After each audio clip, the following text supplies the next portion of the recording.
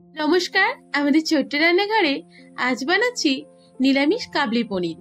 তার জন্য 250 গ্রাম ছোলাকে আগের রাতে ভিজিয়ে রেখেছিলাম। ওই 8 থেকে 9 ঘন্টা ভিজিয়ে রাখলেই পারফেক্ট ভিজে যায়। এখন সেদ্ধ করার পালা। তার জন্য ছোলাগুলোকে প্রেসারে দিয়ে আর তার থেকে একটু বেশি পরিমাণে জল দিয়েছি, মানে ওই ছোলাগুলো ডুবে যাবে এমনটা জল দিতে হবে। এবার নুন আর হলুদ, তার সঙ্গে 1 টুকরো দারচিনি দিয়ে সেদ্ধ বসাবো। দারচিনিটা দিলে কিন্তু দারুণ একটা ফ্লেভার হয়, আর প্রত্যেকটা কড়াই সেদ্ধর পর একটা দারুণ খেতে হয়। আর এই কড়াইগুলো সেদ্ধ হতে মোটামুটি 8 থেকে 9টা সিটি লাগবে। অবশ্যই করে কিন্তু 8টা 9টা সিটি দিতে হবে, তাহলে পারফেক্ট কড়াইটা সেদ্ধ হয়ে যাবে।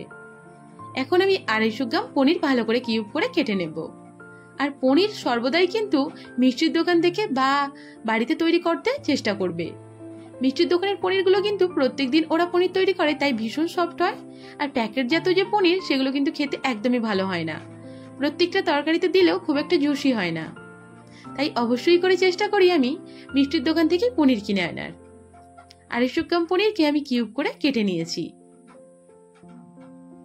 আর তোমরা অবশ্যই এই ভিডিওর কমেন্ট বক্সে জানিও তোমরা পনিরের কোন রেসিপিটা সবচেয়ে বেশি পছন্দ করো।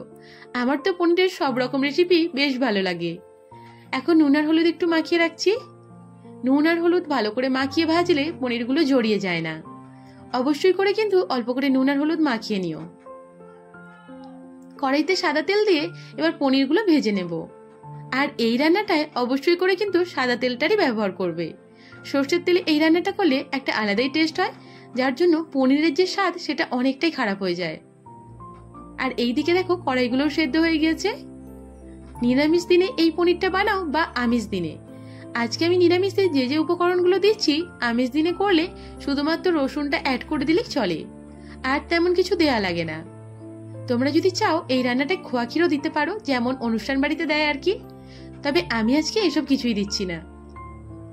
আমি এখানে টমেটো, আদা, কাঁচা লঙ্কা, ধনেপাতা নিয়েছি। তবে ধনেপাতাটা যদি না থাকে তা সেক্ষেত্রে কিন্তু কাসুরি মেথিও দিতে পারো। নিরামিষ তরকারি হোক বা আমিষের তরকারি, ধনেপাতা দিলে কিন্তু টেস্ট হয়ে যায় দ্বিগুণ। তবে যখন ধনেপাতার ফলনটা খুব বেশি থাকে তখন কিন্তু একদমই ভালো লাগে না খেতে।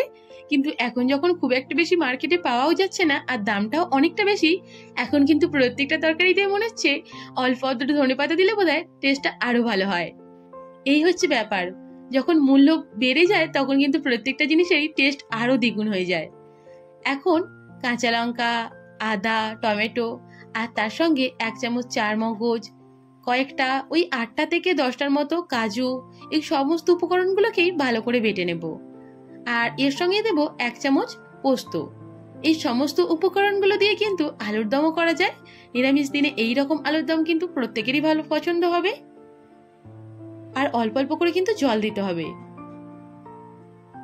সমস্ত উপকরণগুলোকে জল দিয়ে ভালো করে আমি বেটে একটা মিহি পেস্ট তৈরি করে নেব। এখানে কিন্তু চাইলে তোমরা গোটা গরম মশলাও দিয়ে ভালো করে পেস্ট করে নিতে পারো, তবে আমি গোটা ফোড়ন দেবো তাই আর দিলাম না। আর দেখতে পাচ্ছ কত সুন্দর কড়াইটা সেদ্ধ হয়েছে। 8 থেকে 9টা সিটি দিলে তবেই পারফেক্ট কড়াইটা সেদ্ধ হয়। এখন দারচিনিগুলোকে আমি তুলে ফেলে দেব। কাবলি পনিরের জন্য এখন মশলাটা কষিয়ে নেব। তার জন্য কড়াইতে সাদা তেল দিয়ে তেজপাতা, শুকনো লঙ্কা আর গোটা গরম মশলা একটু ভালো করে ভেজে নেব। একটু ভাজা হয়ে গেলে মশলাটা, আগে থেকে যে বাটা মশলাটা রেডি করে রেখেছিলাম সেটা দিয়ে ভালো করে একটু কষিয়ে নেব। একটু কষানো হয়ে গেলেই এর উপর দিয়ে দেব ধনে গুঁড়ো, জিরে গুঁড়ো 1 চামচ করে, আর হলুদের পরিমাণটা একটু অল্প করেই দেব। আগে থেকে যেহেতু কড়াইটা সেদ্ধ করা ছিল তাই হলুদের পরিমাণটা একটু অল্পই দিয়েছি। 1 চামচ কাশ্মীরি লঙ্কা দিয়ে ভালো করে মশলাটা কষিয়ে নেব। এই তরকারিটা একটু মিষ্টি মিষ্টি ভালো লাগে, তার জন্য 1 চামচ চিনি আর 1 চামচ দিয়েছি কাসুরি মেথি দিয়ে মশলাটা ভালো করে কষিয়ে রাখলাম। ছোলা সেদ্ধ জলে 1 চামচ চিনি দিয়ে আমি পনিরগুলো ভিজিয়ে রাখছি। এতে করে পনিরগুলো যেমনি সফট হয়ে যায় তেমনি খেতেও অনেক দারুণ হয়। মশলাটাও আমার এদিকে কষানো কমপ্লিট হয়ে গিয়েছে। এই মশলার সঙ্গে 2 চামচ দিয়ে দিচ্ছি বাটার। তবে এটা যদি না চাও নাও দিতে পারো, তবে এটা দিলে কিন্তু ফ্লেভারটা দারুণ হয় আর খেতেও দারুণ হয়। এখন সেদ্ধ কড়াইগুলো মশলার সঙ্গে দিয়ে আরেকটু ভালো করে কষিয়ে নেব।